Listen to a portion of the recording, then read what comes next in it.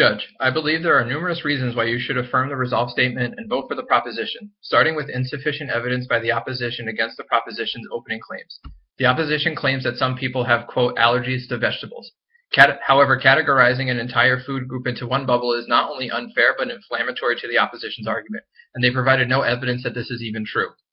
Simply categorizing all vegetables into one group should not be seen any different than categorizing members of a certain race or gender into a specific stereotype, making the opposition's claim invalid.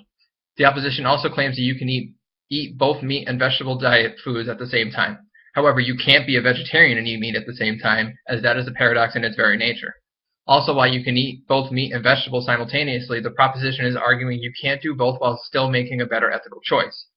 The opposition failed to adequately answer for animal rights by saying we should treat animals, quote, nicely and morally. However, Peter Singer and the proposition are arguing any slaughter of an animal for human consumption would go against the opposition's claim of treating an animal, quote, nicely and morally. Also, nobody is taking away a person's choice of whether they can eat meat or not, but rather affirming the proposition would support Peter Singer's argument that eating meat should be seen as a form of oppression towards animals, no different than racism or sexism. However, it is not illegal to be racist or sexist. It is merely frowned upon in modern society. There will be no laws set in place to prohibit eating meat by voting for the proposition, but rather eating meat will be seen as a form of discrimination just like racism or sexism. Therefore, there is no parentalism. It is still a choice. The opposition cites that meat eating has benefits such as proteins. However, there is an alternative to maintaining a vegetarian lifestyle and still getting those aforementioned supplements that can take place of meat eating, such as over-the-counter and readily available protein, iron, omega-3, vitamin B12, and zinc supplements, just to name a few.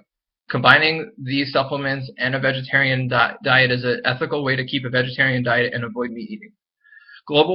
Furthermore, global warming is more of a threat to the destruction of the human race than the spreading of pesticides, and the proposition's environmental arguments should therefore supersede the opposition's pesticide argument. Most importantly, the judge should vote for the proposition based on quality of sources utilized. While the proposition has cited numerous reputable global organizations, reporters, and even a professor of an Ivy League institution, the opposition has failed to either use or cite the sources of his information.